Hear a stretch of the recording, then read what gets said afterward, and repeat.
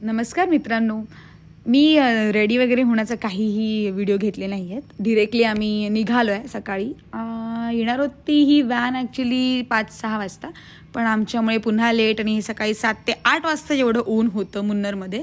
आणि तेव्हा तिथे त्या मुन्नरमध्ये फिरायला ॲक्च्युली सगळं ऑफरोडिंग असल्यामुळे, पूर्ण रस्ते खराब असल्यामुळे तिकडचे सगळे टुरिझम किंवा सगळे लोकल जे आहेत रहिवासी ते सगळे अशाच व्हॅनमधून फिरतात.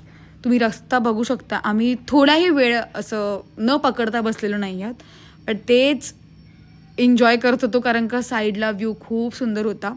आम्हाला तर काकांनी पहिलाच स्पॉट म्हणजे पहिल्याच ठिकाणी इथे नेलं, तिथे टुरिझम झिप लाईनिंग वगैरे करण्यासाठी येतात.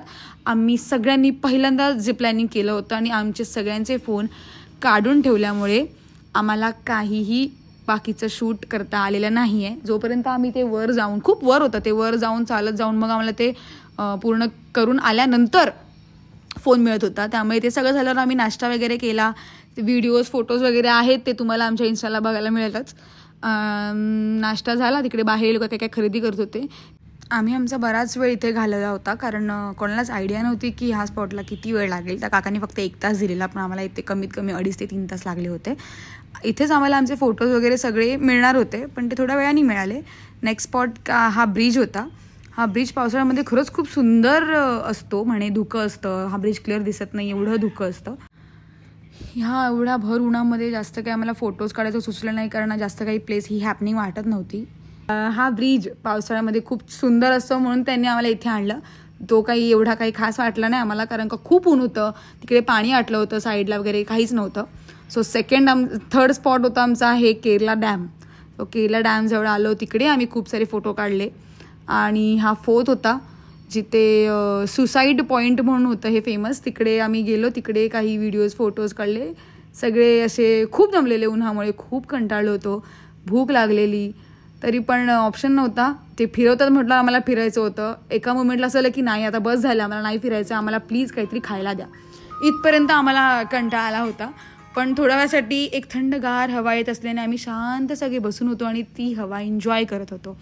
नंतर आमचा हा पॉईंट बघून आम्ही एवढे खुश झालो कारण आम्हाला खरंच अशा कोणत्या तरी टी गार्डन किंवा अशा ठिकाणी यायचं होतं. आणि नेक्स्ट स्पॉट आमचा हा होता जिथे हँडमेड साडीज बनवत होते. इकडे खूप जणांनी खरेदी केली आहे. दुकानातला काही आम्ही शूटिंग केलं नाही आहे, पण खूप सुंदर सुंदर साड्या आम्ही इथून घेतल्या. हे काम एवढा बारकाईने ते करत होते तेव्हा मला कळलं की एक हँडमेड किंवा हँडलूम साडीला एवढं प्राईस किंवा एवढी महाग का असते. ती त्यांच्या मागे त्यांची खूप मेहनत असते. रिटर्न जाताना आम्हाला पुन्हा हा केरला डॅम लागला होता.